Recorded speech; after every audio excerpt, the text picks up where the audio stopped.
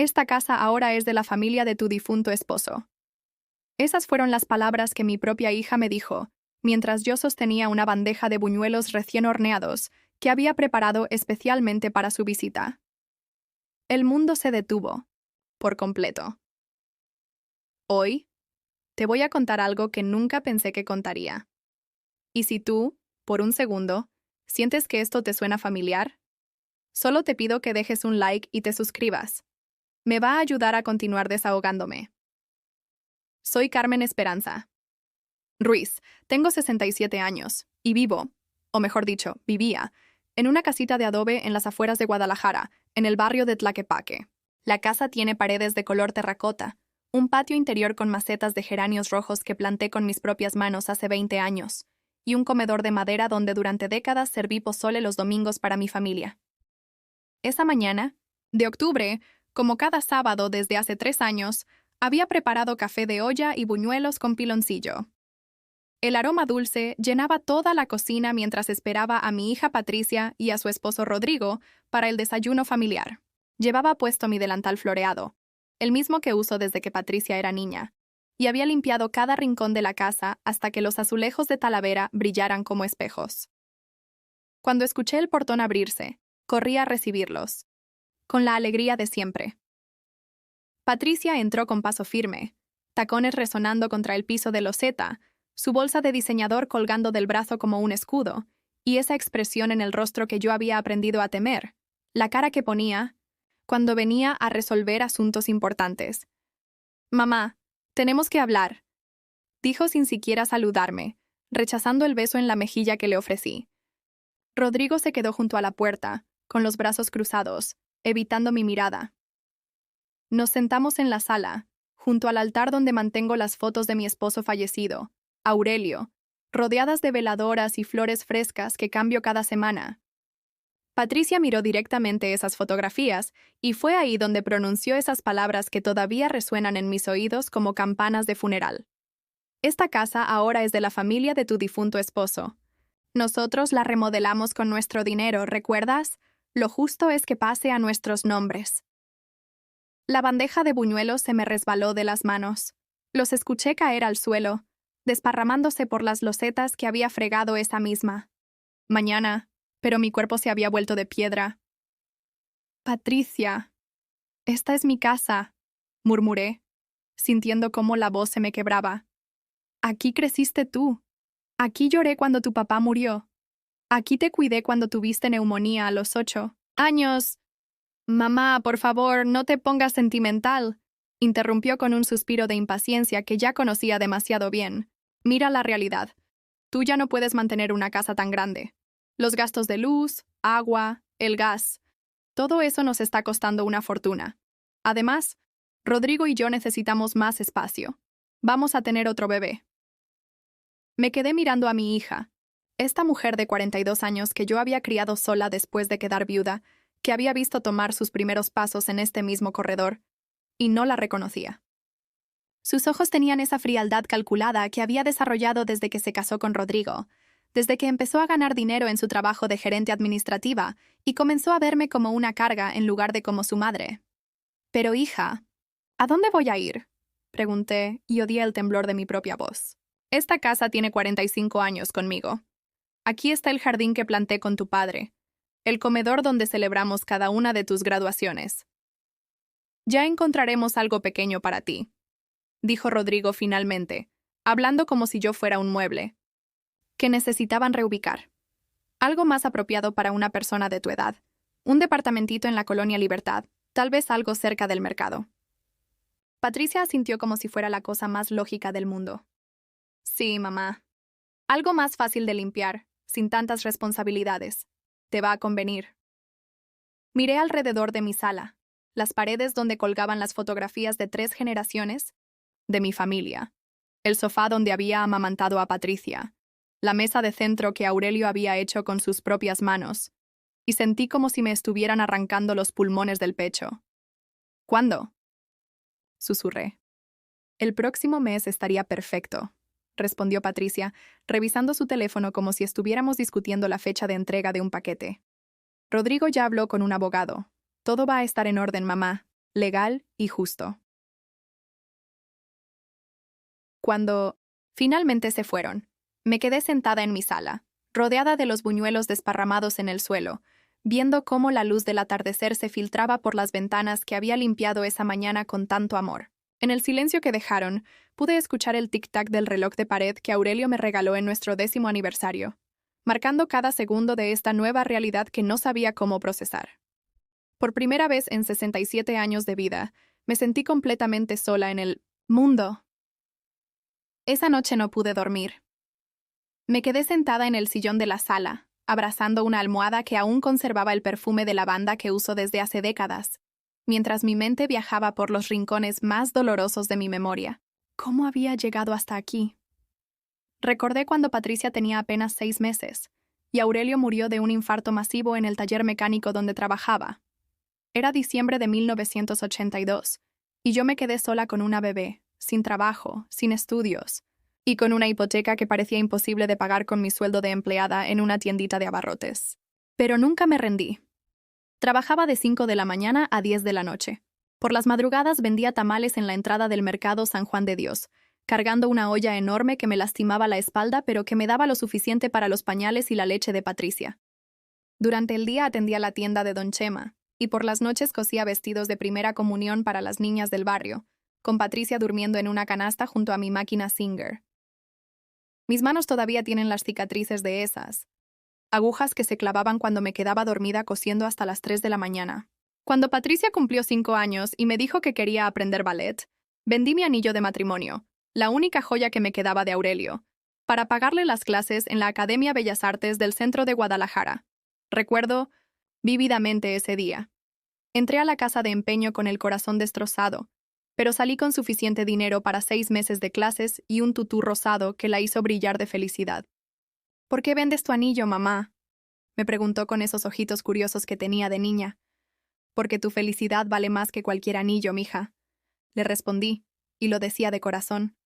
Durante años sacrifiqué cada peso, cada deseo, cada pequeño capricho personal para que ella tuviera lo que yo nunca pude tener. Cuando quiso estudiar administración en la Universidad de Guadalajara, vendí mi máquina de coser, la misma que me había dado de comer durante años, para pagar su inscripción y sus libros. Trabajé turnos dobles limpiando oficinas para que ella no tuviera que trabajar mientras estudiaba. Concéntrate en tus estudios, Patricia. Ya habrá tiempo para trabajar cuando seas profesionista, le decía cuando ella se quejaba de que sus compañeras tenían trabajos de medio tiempo y más dinero para salir. Nunca se lo reproché. Nunca le dije, «Estoy trabajando 16 horas al día por ti». Nunca le mostré las facturas médicas que no podía pagar porque prefería darle dinero para sus gastos universitarios. Nunca le conté que algunas noches me acostaba sin cenar para que al día siguiente hubiera suficiente comida para su almuerzo. El día de su graduación estaba tan orgullosa que lloré durante toda la ceremonia. Llevaba mi único vestido decente, azul marino, que había comprado en el tianguis 2 años antes, y había ahorrado durante 3 meses para regalarle un reloj de oro con una inscripción. Para Patricia, con todo mi amor. Tu madre que siempre creyó en ti.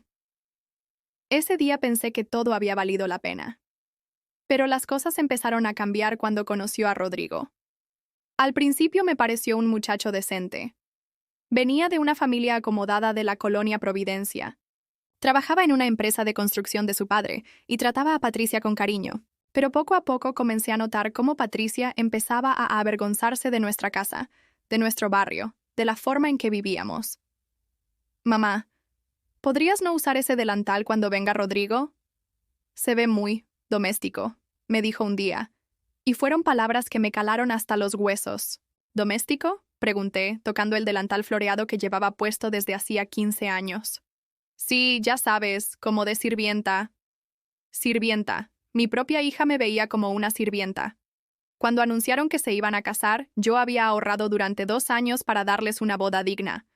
Tenía guardados 150,000 pesos, una fortuna para mí, que había juntado peso a peso, trabajando fines de semana extra, vendiendo gelatinas en el parque, ahorrando en todo lo que podía.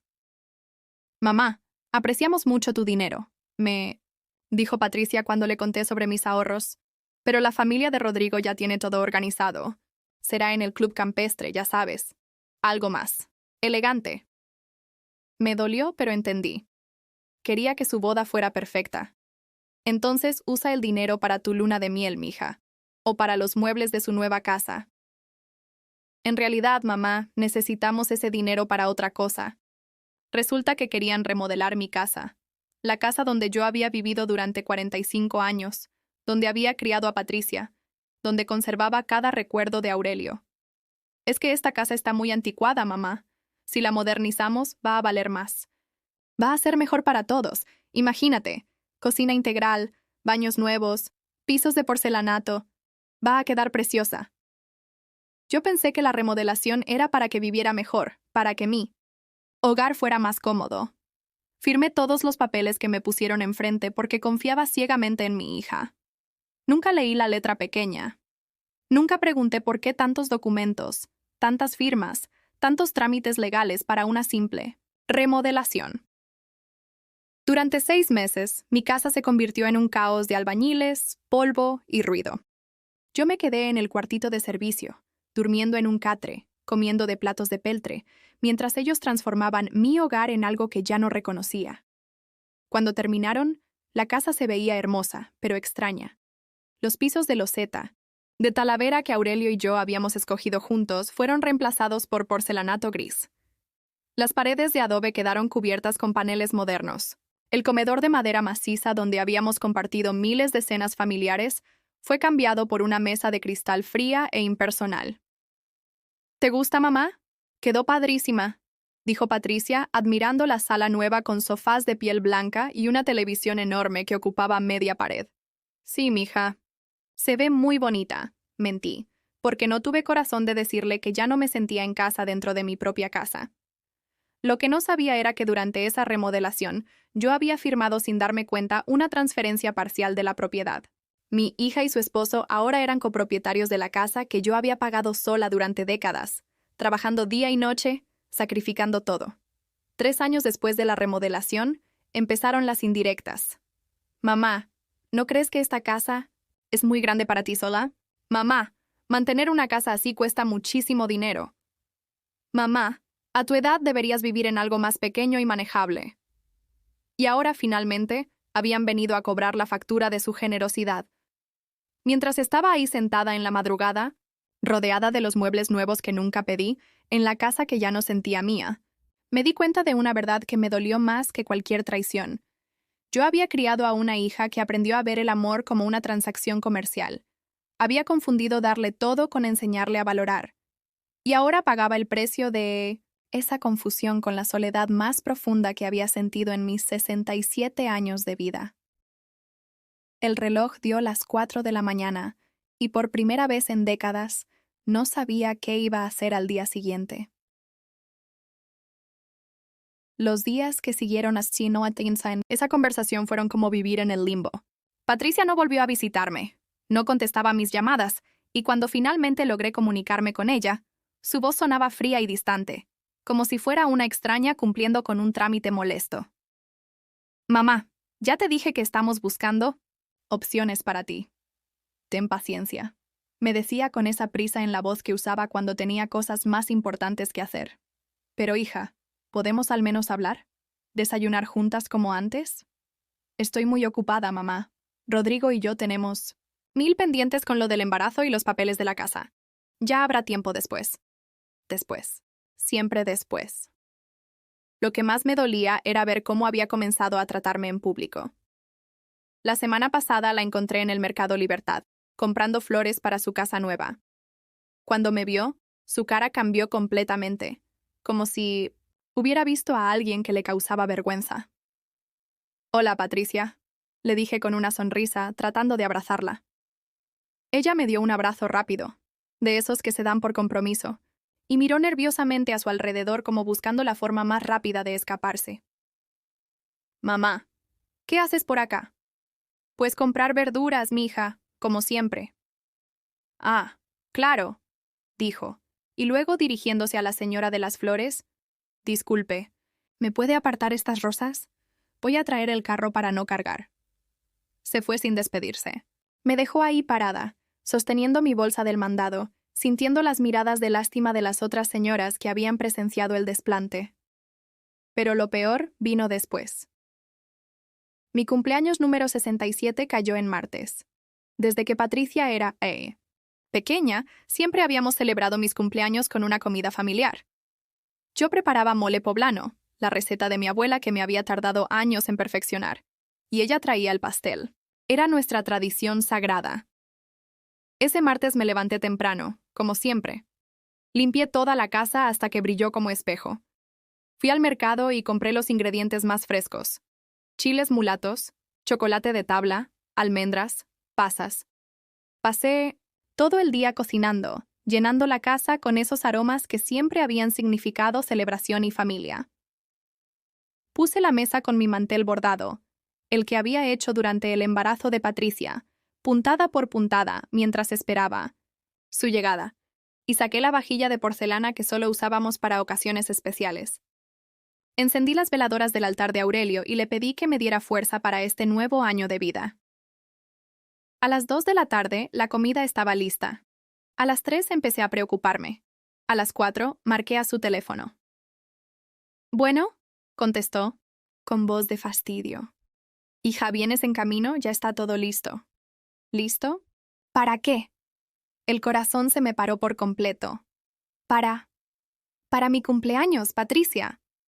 Es mi cumpleaños». Hubo un silencio largo, doloroso.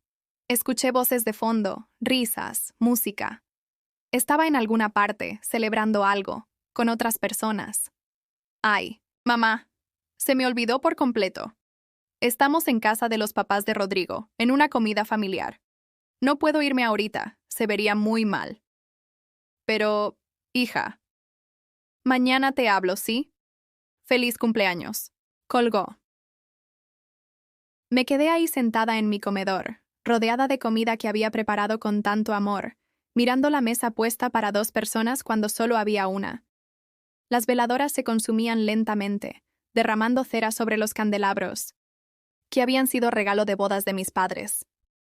Lloré hasta que se me acabaron las lágrimas. Luego me serví un plato de mole y me canté las mañanitas a mí misma, con la voz quebrada y el corazón hecho pedazos. Esa noche, mientras guardaba la comida que nadie había venido a compartir, me di cuenta de que Patricia no solo había olvidado mi cumpleaños, había elegido olvidarlo. Había elegido estar con la familia de Rodrigo en lugar de conmigo. Había elegido no ser mi hija ese día. Pero la verdadera puñalada llegó 2 semanas después. Estaba organizando unos papeles en el escritorio que había pertenecido a Aurelio cuando encontré una carpeta que no reconocía. Adentro había documentos legales con sellos y firmas que me parecieron familiares. Al principio no entendía qué significaban todos esos términos complicados, pero cuando logré descifrar las fechas y los nombres, el mundo se me vino encima. Los documentos mostraban que Patricia y Rodrigo habían estado planeando quedarse con mi casa desde hace más de 2 años. Habían consultado con abogados, habían calculado el valor de la propiedad después de las remodelaciones, habían discutido estrategias para convencerme de que era mejor para mí irme. Pero lo más doloroso era un intercambio de correos electrónicos que habían impreso y guardado como evidencia legal. Correos entre Patricia y Rodrigo donde hablaban de mí como si fuera un estorbo que había que quitar del camino. Mi mamá se está poniendo muy terca con lo de la casa. Rodrigo, necesitamos ser más firmes. Ya no puede seguir viviendo ahí, como si fuera suya cuando técnicamente ya somos copropietarios. Dale tiempo, Patty. Las viejitas siempre se resisten al cambio, pero ya verás que cuando vea que no tiene opción, va a aceptar. Lo que me preocupa es que se ponga sentimental y trate de involucrar a los vecinos o a la familia. Necesitamos hacer esto rápido y legal, para que no pueda reclamar después. No te preocupes, mi amor. Mi papá dice que todo está en orden. Legalmente, ella no tiene cómo defenderse, y si se pone difícil, siempre podemos jugar la carta de que está perdiendo facultades por la edad. Las páginas se me cayeron de las manos como si quemaran. Viejita. Perdiendo facultades. Estorbo. Mi propia hija hablaba de mí como si fuera una molestia que había que gestionar, no como la mujer que había sacrificado toda su vida para darle la suya. Me senté en el suelo de esa casa que ya no era mía, rodeada de fotografías y recuerdos que pronto tendría que empacar, y sentí algo que nunca antes había experimentado, una mezcla de dolor y rabia tan intensa que me costaba respirar. Por primera vez en mi vida, dejé que la rabia ganara. Me levanté, fui a la cocina y saqué todas las fotografías donde aparecía Patricia de los marcos que decoraban la casa. Una por una, las fui guardando en una caja de zapatos. Patricia de bebé en mis brazos, Patricia el día de su primera comunión, Patricia graduándose de la universidad, Patricia el día de su boda. Pero no las rompí, no las tiré, las guardé, porque aunque ella hubiera decidido borrarme de su vida, yo no iba a borrar 25 años de amor verdadero, aunque hubiera sido solo de mi parte. Esa noche, por primera vez desde que Aurelio murió, me senté a escribir. Tomé un cuaderno viejo y empecé a redactar una carta que nunca pensé que tendría que escribir. Una carta para mi hija, donde le decía todo lo que durante años no me había atrevido a expresar. Pero mientras escribía, me di cuenta de algo, que me llenó de una paz extraña. Ya no tenía nada que perder. Y una mujer que no tiene nada que perder puede ser más peligrosa de lo que cualquiera imagina. La carta que escribí esa noche fue la primera vez en décadas que puse en palabras todo lo que llevaba guardado en el pecho. 3 páginas escritas a mano con la pluma que Aurelio me regaló en nuestro 5º aniversario, donde le explicaba a Patricia que había descubierto sus correos electrónicos y que conocía perfectamente sus planes. Hija mía, comenzaba la carta. Durante 67 años he vivido creyendo que el amor de una madre hacia una hija era lo más sagrado que existía en este mundo. Pero tus propias palabras, escritas en esos correos que encontré, me han demostrado que yo era la única que creía en esa clase de amor. Le entregué la carta un viernes por la tarde.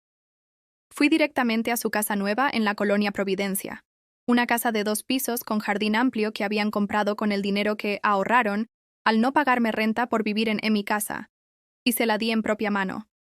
Patricia leyó la carta parada en la puerta de su casa, sin invitarme a pasar, mientras yo esperaba en el escalón como una extraña. Pude ver cómo su cara cambiaba de expresión conforme avanzaba en la lectura. Primero sorpresa, luego nerviosismo, después esa máscara fría que había aprendido a conocer tan bien. ¿Revisaste mis papeles privados? Fue lo primero que me dijo cuando terminó de leer. No, perdón, mamá. No era mi intención lastimarte. No una sola palabra de arrepentimiento. Estaban en mi casa, Patricia. En el escritorio que era de tu padre. Mamá, eres increíble, dijo con esa voz que usaba cuando quería hacerme sentir como una anciana tonta. Esos documentos están ahí precisamente para protegerte. Todo lo que hemos hecho ha sido pensando en tu bienestar. ¿Mi bienestar? ¿Llamarme viejita que está perdiendo facultades es pensar en mi bienestar? Por primera vez en mucho tiempo, vi que Patricia se ponía nerviosa. Miró hacia adentro de su casa, como si tuviera miedo de que Rodrigo escuchara nuestra conversación. Mamá, las cosas se ven diferentes cuando están escritas así, pero... No, la interrumpí por primera vez en mi vida. No me vas a explicar lo que yo leí con mis propios ojos. No me vas a hacer sentir loca por defender lo que es mío. En ese momento apareció Rodrigo detrás de ella, con esa sonrisa falsa que siempre me había puesto los nervios de punta. «Doña Carmen, ¿cómo está?», dijo con esa voz demasiado alegre que usaba cuando quería manipular la situación. Patricia me contó que hubo un pequeño malentendido, pero no se preocupe, todo se va a arreglar. No hay ningún malentendido, Rodrigo. Ustedes planearon robarme mi casa y ahora quieren que me haga tonta. La máscara se le cayó inmediatamente. Robar es una palabra muy fuerte, doña. Legalmente todo está en orden. Usted firmó los documentos voluntariamente. Firmé documentos para una remodelación, no para regalarles mi patrimonio. Mire, doña Carmen, dijo acercándose un paso hacia mí, y por primera vez le vi la mirada amenazante que siempre había mantenido oculta. Usted ya está grande. A veces la memoria no funciona como antes.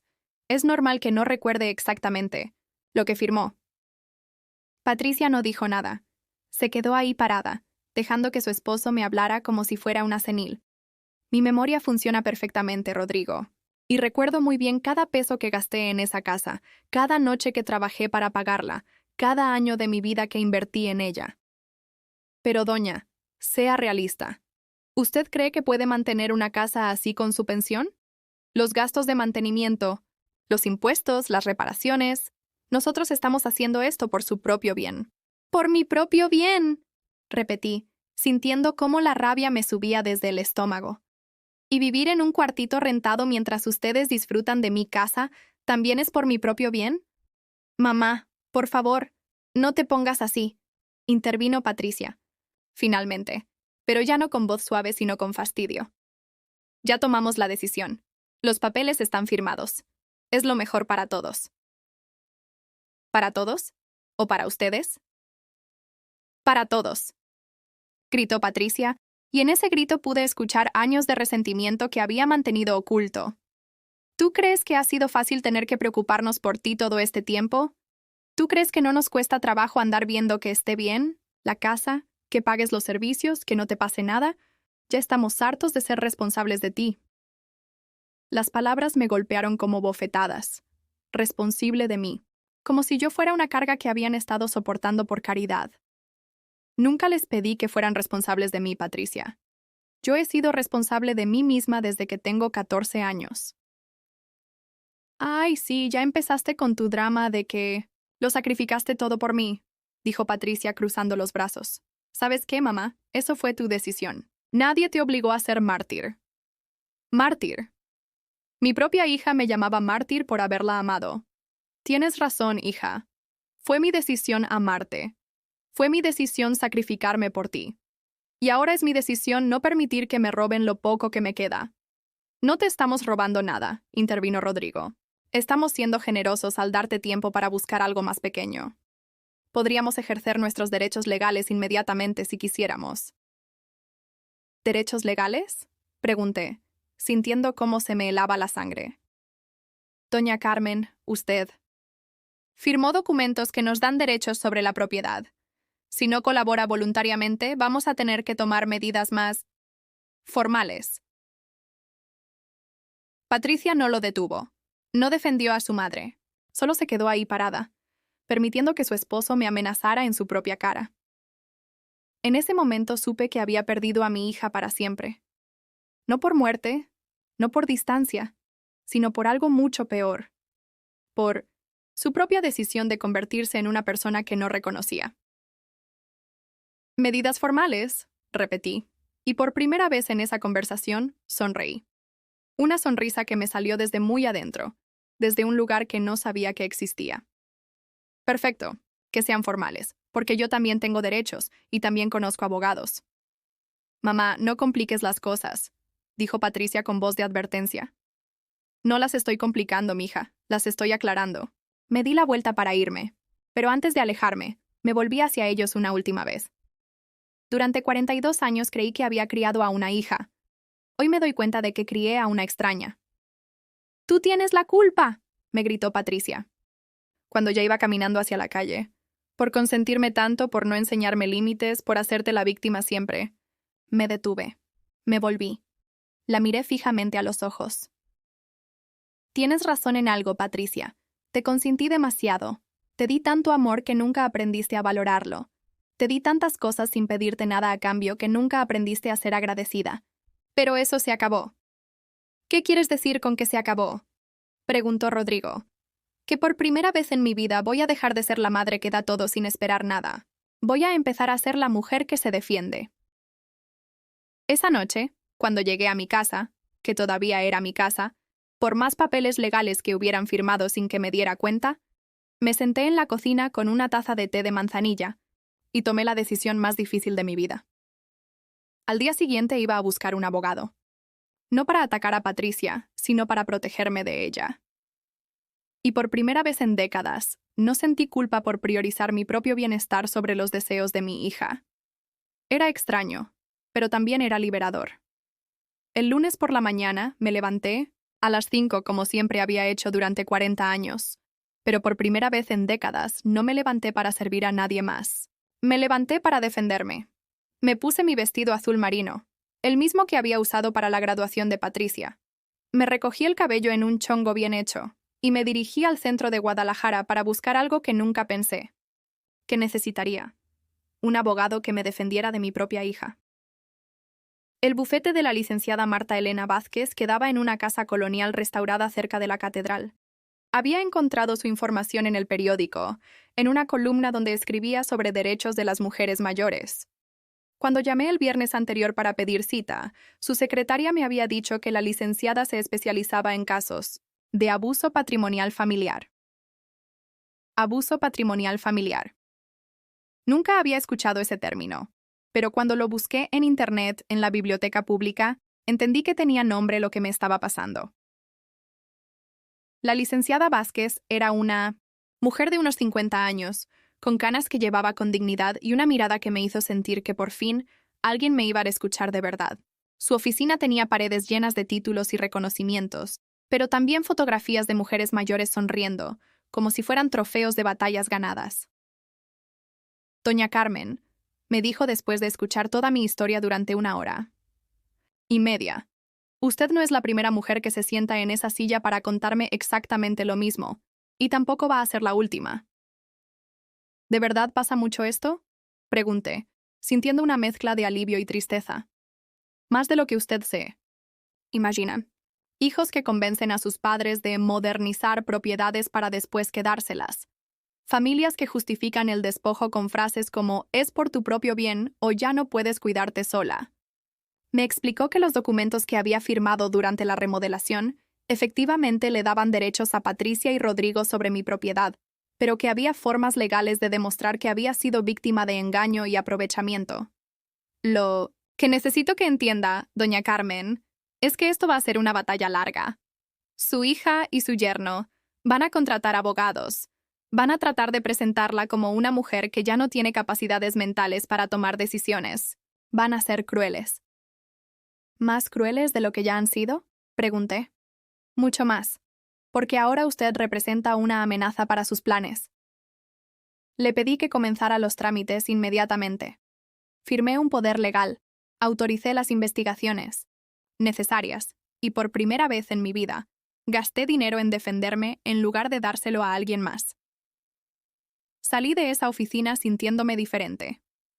No mejor, no más feliz, pero sí más fuerte, como si durante 67 años hubiera estado viviendo encogida y finalmente me hubiera permitido ocupar mi espacio completo.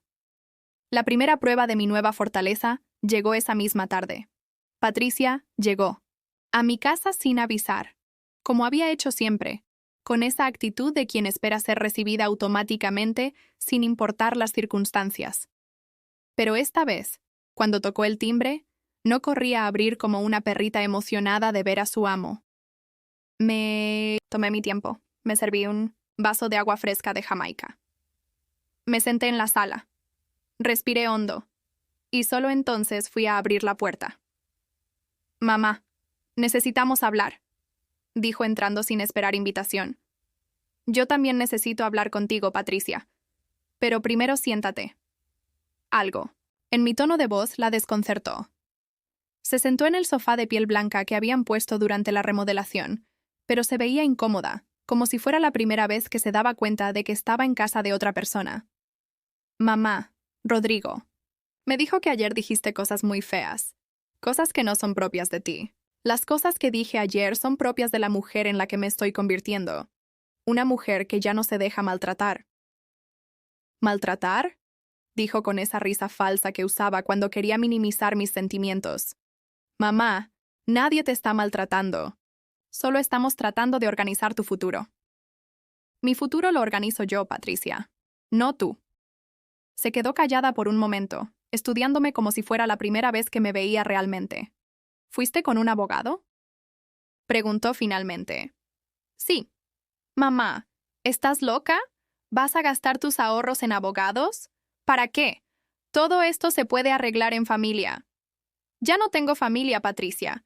Tengo personas que quieren robarme y que casualidad son las personas que más amo en el mundo». «¡No te estamos robando!», gritó, perdiendo por completo la compostura. «Te estamos cuidando, te estamos protegiendo de ti misma». ¿Protegiendo de qué? ¿De vivir en mi propia casa? ¿De tomar mis propias decisiones? ¿De tener dignidad? ¿De vivir sola? ¿De que te pase algo y nadie se dé cuenta? ¿De que se metan los rateros y te lastimen? ¿De que se aprovechen de ti porque ya estás vieja? Ahí estaba la verdad que había estado escondiendo detrás de toda su manipulación. Ah, dije muy tranquila. Entonces el problema no es la casa. El problema es que estoy vieja. No es eso lo que quise decir. Sí es exactamente lo que quisiste decir, Patricia. Y tienes razón. Estoy vieja. Tengo 67 años. Pero estar vieja no me vuelve tonta, ni incapaz, ni indigna de respeto. Mamá, por favor, no compliques las cosas. Rodrigo ya habló con sus papás, ya tenemos todo planeado. Encontramos un departamento muy bonito en la Colonia Libertad, cerca del mercado. Perfecto para ti. 2 cuartos, muy económico. No. ¿Cómo que no? No me voy a ir de mi casa. Mamá, ya no es completamente tu casa. Entonces la voy a hacer completamente mía otra vez. Patricia se levantó del sofá como si fuera a salirse, pero se detuvo en la puerta. ¿Sabes qué, mamá? Si quieres guerra, vas a tener guerra, pero no digas después que no te advertimos. No quiero guerra, Patricia. Solo quiero respeto. El respeto se gana. Exacto, le dije, mirándola directamente a los ojos. Y tú perdiste el mío. Sí, fue dando un portazo que hizo temblar las fotografías de las paredes. Esa noche, por primera vez en meses, dormí profundamente. No porque estuviera tranquila, sabía que la pelea apenas empezaba, sino porque por primera vez en años había dicho toda la verdad sin preocuparme por herir sentimientos ajenos. Al día siguiente, hice algo que no había hecho en más de 20 años. Fui al centro comercial y me compré ropa nueva. No ropa práctica, no ropa barata, no ropa que fuera apropiada para mi edad. Me compré un vestido rojo que me hacía sentir viva, unos zapatos cómodos pero elegantes, y un labial, del mismo color que el vestido. Cuando me vi en el espejo del probador, no reconocí a la mujer que me devolvía la mirada. Era yo, pero era una versión de mí que había estado dormida durante décadas. Una mujer que ocupaba su espacio sin disculparse, que se veía directamente a los ojos sin avergonzarse, que sonreía no para complacer a otros, sino porque se sentía bien consigo misma. Por la tarde, llamé a mi vecina Doña Rosa, una mujer de mi edad que siempre había sido amable conmigo, pero con quien nunca había profundizado una amistad porque todo mi tiempo lo dedicaba a complacer a Patricia. Doña Rosa, ¿le gustaría que fuéramos al cine esta noche? Están pasando una película de Pedro Infante en el Centro Cultural. Ay, doña Carmen, me encantaría. Hace años que no voy al cine. Perfecto. Yo paso por usted a las 7. Esa noche, en la oscuridad del cine, viendo a Pedro Infante cantar Amorcito Corazón, me di cuenta de algo fundamental. Había estado tan ocupada siendo la madre perfecta que había olvidado ser simplemente Carmen. Y Carmen, descubrí esa noche, no estaba nada mal. De hecho, Carmen me gustaba mucho más que la mujer que había sido durante los últimos 20 años. 3 semanas después de mi primera visita al abogado, llegó el momento que sabía que era inevitable. Patricia, Rodrigo, y para mi sorpresa, los padres de Rodrigo, don Alberto y doña Esperanza, aparecieron en mi casa un sábado por la mañana. No vinieron a visitarme, vinieron a someterme. Los vi llegar desde la ventana de mi recámara. Rodrigo manejando su camioneta BMW, Patricia en el asiento del pasajero revisando unos papeles, y los suegros en el asiento trasero con esas caras serias que usan las personas cuando van a resolver un problema. Habían traído refuerzos. Cuando tocaron el timbre, me tomé mi tiempo para bajar. Me había puesto el vestido rojo, que compré la semana anterior, me había peinado cuidadosamente y había desayunado sin prisa. Si iba a ser una confrontación, la iba a enfrentar siendo completamente yo misma. «Buenos días», dije al abrir la puerta, sin invitarlos a pasar. «Mamá», dijo Patricia con esa voz falsamente dulce que usaba cuando quería manipular. «¿Podemos pasar?» Trajimos a los papás de Rodrigo para que nos ayuden a resolver esta situación. «¿Qué situación?», pregunté, aunque sabía perfectamente a qué se refería. «Tu situación legal», intervino don Alberto con esa autoridad que los hombres de su generación creen que tienen sobre todas las mujeres. «Mira, Carmen, nosotros te tenemos mucho cariño, pero esto ya se salió de control. Los dejé entrar, pero no porque me sintiera obligada. Los dejé entrar porque quería que vieran, con sus propios ojos, cómo iba a defender lo que era mío. Se sentaron en la sala como un tribunal. Don Alberto en el centro, doña Esperanza a su derecha con una cara de superioridad que me daba náuseas. Patricia y Rodrigo flanqueando como soldados obedientes. Carmen, empezó don Alberto. Nosotros entendemos que te sientes confundida, pero las decisiones ya están tomadas, los papeles están firmados, la casa legalmente ya no es solo tuya. ¿Confundida? Repetí, sintiendo cómo la sangre me hervía en las venas. ¿Yo estoy confundida? Sí, Carmen, intervino doña Esperanza, con esa voz condescendiente que usan las mujeres que se creen superiores a otras mujeres. A veces, cuando una mujer llega a cierta edad y ha vivido sola mucho tiempo, puede malinterpretar las intenciones de la familia. ¿Malinterpretar? Pregunté, y por primera vez en esa conversación sonreí. ¿Malinterpretar qué? ¿Los correos electrónicos donde me llaman viejita que está perdiendo facultades? ¿Esos los malinterpreté? Vi cómo Patricia y Rodrigo intercambiaron miradas nerviosas. Mamá, esos correos... empezó Patricia. Esos correos los leí. Palabra por palabra, Patricia. Y no solo esos. También encontré los presupuestos que pidieron para remodelar la casa antes de proponérmelo. También encontré los avalúos que ordenaron para calcular cuánto dinero iban a ganar con MI Propiedad. El silencio que siguió fue tan pesado que se podía cortar con cuchillo. Carmen, dijo don Alberto cambiando de estrategia. Mira, nadie te está quitando nada. Te estamos ofreciendo una solución que conviene a todos. Tú te vas a un lugar más cómodo, más seguro, y nosotros nos hacemos cargo de los gastos de mantenimiento de esta casa. ¿Y por qué están tan interesados en hacerse cargo de los CIAO? ¿Gastos de mantenimiento de mi casa? Pregunté, cruzando los brazos. Porque somos familia, dijo doña Esperanza con esa sonrisa falsa que reservaba para las fotografías. Y la familia se cuida. ¿Familia? Repetí, y me levanté del sofá. ¿Familia es lo que llaman a esto? Caminé hacia el librero donde guardaba mis papeles más importantes y saqué la carpeta que había preparado especialmente para este momento.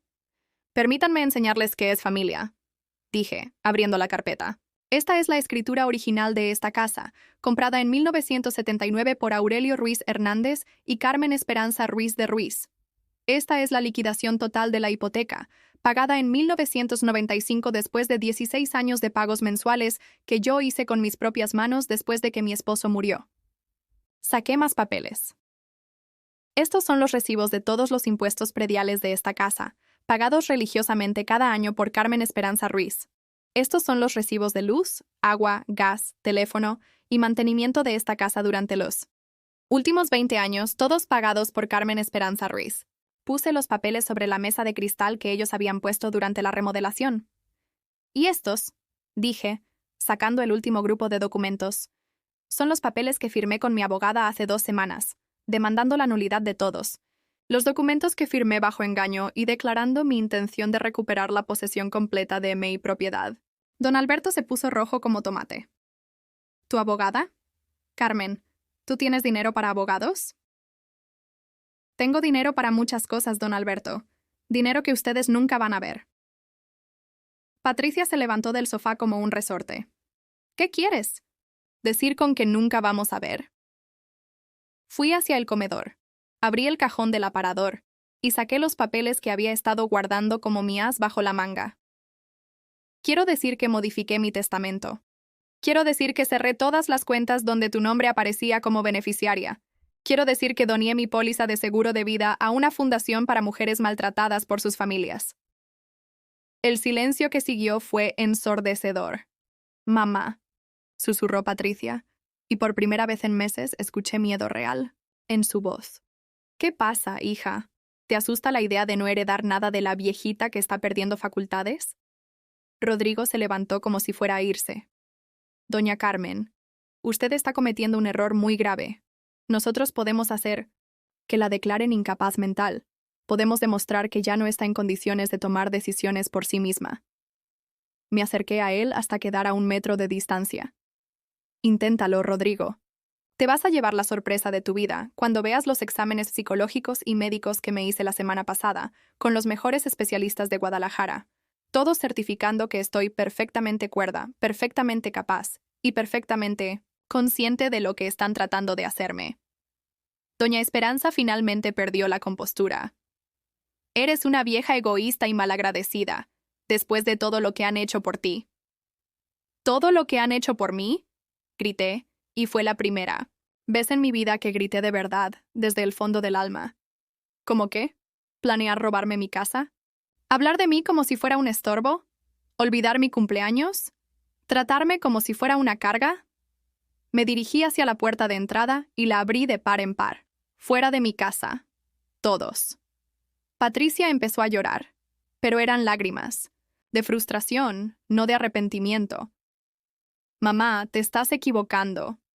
No sabes lo que estás haciendo. Vas a terminar sola y sin nada.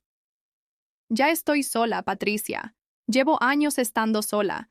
La diferencia es que ahora lo estoy por mi propia decisión. Don Alberto se paró frente a mí antes de salir. Esto no se va a quedar así, Carmen. Vamos a pelear cada peso, cada papel, cada derecho legal que tengamos sobre esta propiedad. Perfecto, le dije, sosteniendo la puerta abierta.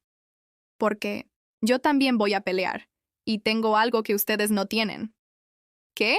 Preguntó con desprecio. Tengo la razón, y tengo nada que perder. Cuando finalmente se fueron, cerré la puerta y me recargué contra ella. Me temblaban las manos. Me latía el corazón como si hubiera corrido una maratón, pero por primera vez en décadas me sentía completamente libre. Fui a la cocina.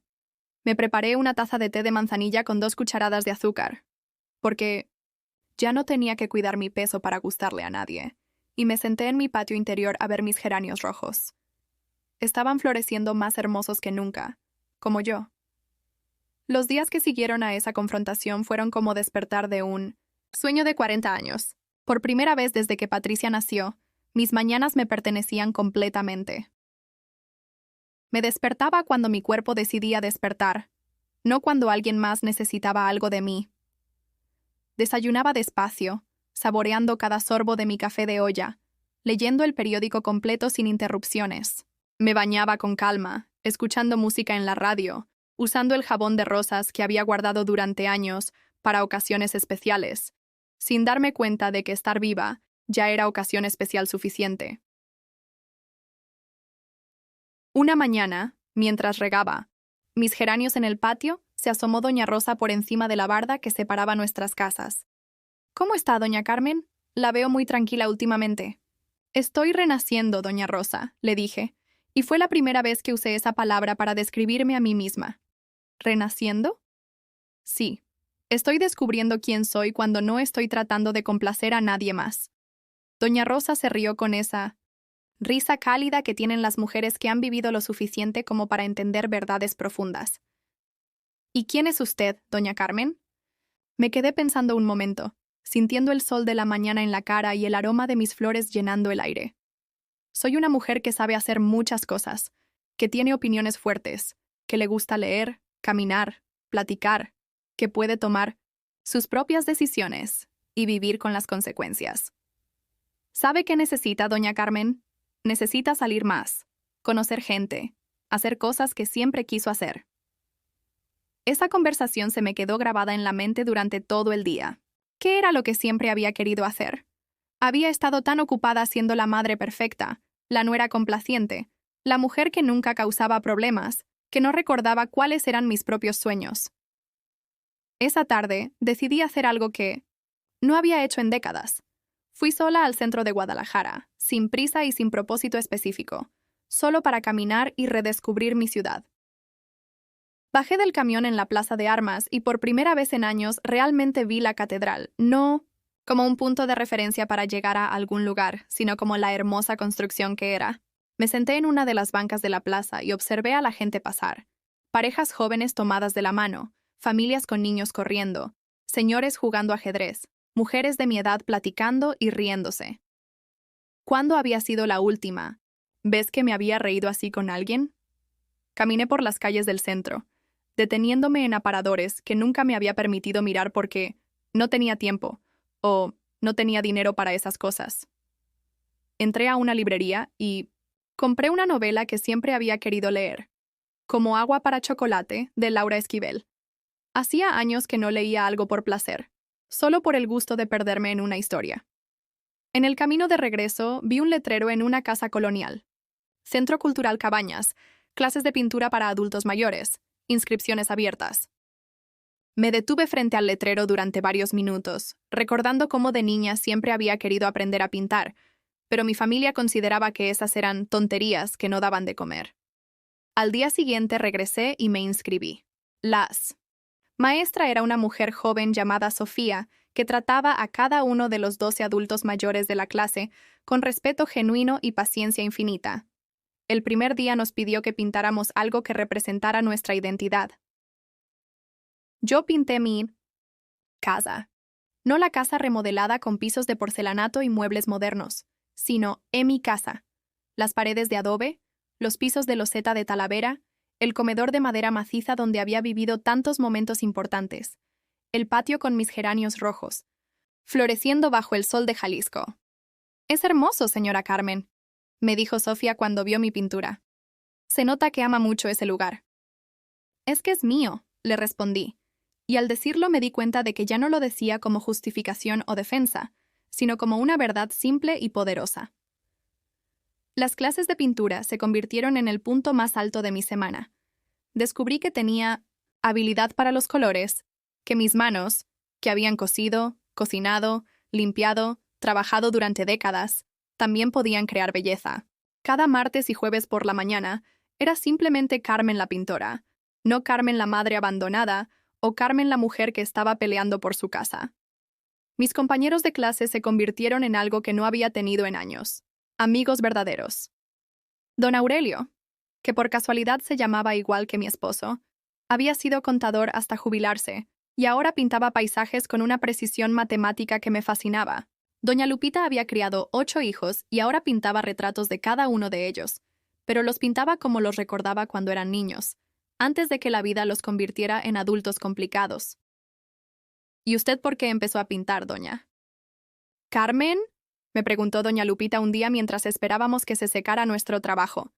«Porque por primera vez en mi vida tengo tiempo para hacer algo solo porque me hace feliz», le respondí. «¿Y qué pasó? ¿Se murió su familia?», preguntó don Aurelio con esa franqueza que tienen los hombres mayores. «No se murió, pero decidí que ya no iba a vivir solo para ellos». Esa conversación me hizo dar cuenta de algo importante.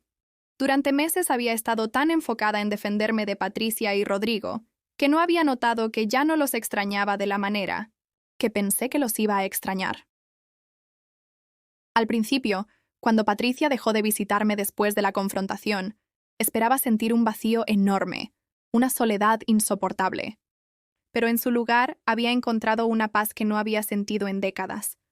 Las tardes que antes dedicaba a esperar llamadas telefónicas que nunca llegaban, ahora las dedicaba a leer en mi patio, rodeada de las plantas que estaban floreciendo, mejor que nunca ahora que tenía tiempo de cuidarlas apropiadamente. Los fines de semana que antes pasaba preparando comidas elaboradas para visitas que llegaban de mal humor y se iban rápido, ahora los pasaba cocinando para mí lo que se me antojara, experimentando con recetas que siempre había querido probar. Un sábado, mientras preparaba chiles en nogada solo porque se me antojaron y porque era temporada de nuez de Castilla, escuché que tocaron el timbre. Por un momento, mi corazón se aceleró pensando que podría ser Patricia. Pero cuando abrí la puerta, encontré algo mucho mejor. Mi nieta Sofía, la hija de 24 años de Patricia, parada en mi escalón con una expresión de nerviosismo y determinación. «Abuela», me dijo, «¿puedo pasar? Necesito hablar contigo». Sofía había sido siempre mi debilidad. Inteligente, estudiosa, trabajadora, con esos ojos curiosos que me recordaban a Patricia cuando era niña, antes de que la vida la volviera cruel y calculadora. «Por supuesto, mija. Pasa». Nos sentamos en la sala, y noté cómo Sofía miraba alrededor de la casa como si fuera la primera vez que la veía realmente. «Abuela, mi mamá dice que ustedes están peleadas por la casa. Dice que tú contrataste abogados y que ya no quieres saber nada de la familia». «¿Y tú qué piensas, Sofía?» «Pienso que mi mamá está actuando como una idiota», dijo sin rodeos, y me sorprendió escuchar tanta honestidad de alguien tan joven. Pienso que esta es tu casa, que tú la pagaste, que tú la cuidaste, y que nadie tiene derecho a sacarte de aquí. Se me llenaron los ojos de lágrimas, pero eran lágrimas de alivio, no de dolor. ¿De verdad piensas eso? Abuela, yo crecí viniendo a esta casa. Aquí me enseñaste a hacer tortillas. Aquí me cuidaste cuando tuve varicela y mis papás tuvieron que trabajar. Aquí hicimos mi proyecto de la primaria sobre la Revolución Mexicana, ¿te acuerdas? Esta casa está llena de mi historia también. ¿Y no te molesta que esté peleando con tu mamá? Sofía se quedó callada un momento, como si estuviera escogiendo cuidadosamente sus palabras. Abuela, mi mamá se volvió muy diferente cuando se casó con Rodrigo. Más fría. Como si siempre estuviera calculando qué le convenía en lugar de pensar en lo que estaba bien o mal. ¿Y eso te parece mal? Me parece triste, porque la mamá que yo recuerdo era cariñosa, generosa, agradecida contigo. No sé qué le pasó. Conversamos durante horas. Sofía me contó sobre su trabajo como maestra de primaria, sobre el novio que tenía desde la universidad, sobre sus planes de casarse el próximo año. Y por primera vez en meses me sentí conectada con alguien de mi familia, pero de una manera sana, sin manipulación, sin chantajes emocionales. Abuela, ¿puedo venir a visitarte seguido? Aunque mi mamá se enoje. Mija, esta siempre va a ser tu casa. No importa lo que pase con tu mamá. Cuando Sofía se fue esa noche, me quedé sentada en mi sala, mirando los cuadros que había pintado en mis clases y que ahora decoraban las paredes. La casa se sentía llena de vida otra vez, pero de una vida diferente a la de antes. Era una vida que yo había elegido, no una vida que había aceptado por obligación. Y por primera vez en 67 años me sentía completamente en casa conmigo misma. Han pasado 8 meses desde aquella confrontación que cambió mi vida para siempre. Mientras preparo café de olla en esta mañana de junio, con el aroma de canela llenando mi cocina y los rayos del sol entrando por la ventana que da al patio donde mis geranios están más hermosos que nunca, me doy cuenta de que soy una mujer completamente diferente a la que era hace un año. La batalla legal terminó hace 3 meses. La licenciada Marta Elena tenía razón. Fue una pelea larga y a veces cruel, pero al final, la verdad prevaleció. Los documentos que firmé durante la remodelación fueron declarados nulos por el juez, que determinó que había sido víctima de aprovechamiento por parte de familiares y firma bajo engaño. Mi casa volvió a ser completamente mía, legalmente y en todos los sentidos. Patricia y Rodrigo tuvieron que devolver todo el dinero que habían invertido en la remodelación, porque como dijo el juez, nadie invierte en propiedad ajena sin el consentimiento explícito y completamente informado del propietario. Se fueron de Guadalajara el mes pasado. Según me contó Sofía, se mudaron a Monterrey, donde la familia de Rodrigo les consiguió trabajo en una de sus empresas. No siento rencor por ellos. Es extraño, pero es verdad. Durante estos meses he aprendido que el rencor es como cargar piedras en los bolsillos. Solo te hace más pesado el camino, sin lastimar para nada a quien te lastimó. Lo que siento es algo más parecido a la pena. Pena por Patricia, que eligió el dinero sobre el amor. Pena por ese bebé que va a nacer en un hogar donde se enseña que las personas mayores son desechables cuando ya no son útiles. Pena por la relación madre-hija que perdimos, no por mi culpa, sino por su decisión. Pero sobre todo, siento una paz profunda que nunca había experimentado antes. Mi vida ahora es completamente mía. Me levanto cada mañana sin el peso de tener que complacer a nadie, sin el miedo de decepcionar a alguien, sin la ansiedad de no ser suficiente para personas que nunca me valoraron realmente. Las clases de pintura se convirtieron en algo más que un pasatiempo. El mes pasado, la maestra Sofía me propuso que exhibiera mis cuadros en una exposición colectiva del Centro Cultural. La serie de la casa, como ella la llama, son 12 pinturas que hice de mi hogar en diferentes momentos del día y diferentes épocas del año. Cada una cuenta una historia diferente. La cocina al amanecer con vapor saliendo del café, el patio a mediodía con las flores bañadas de sol, la sala en Nochebuena con las luces del árbol reflejándose en los vidrios. Estas pinturas respiran vida, señora Carmen, me dijo Sofía. Se nota que está pintando desde el alma, no solo con las manos.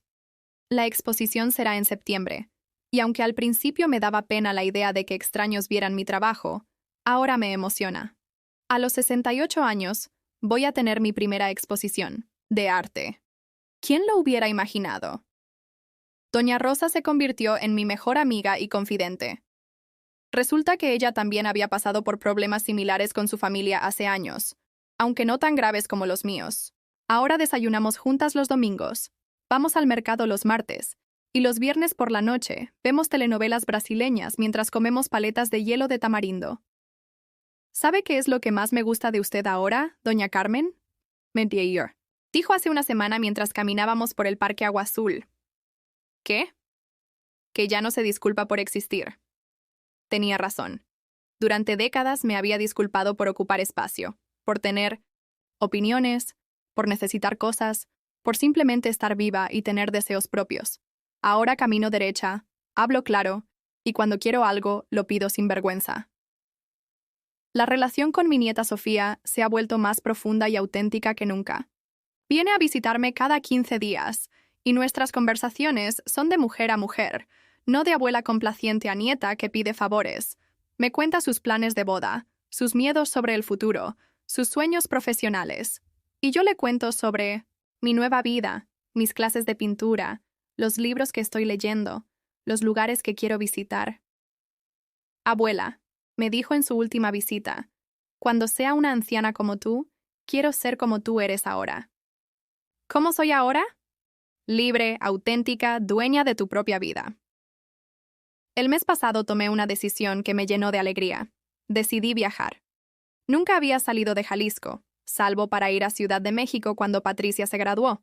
Pero ahora, con mi casa segura, mis finanzas estables y mi vida completamente en mis manos, reservé un viaje a Oaxaca para conocer los talleres de artesanías y tal vez aprender nuevas técnicas de pintura.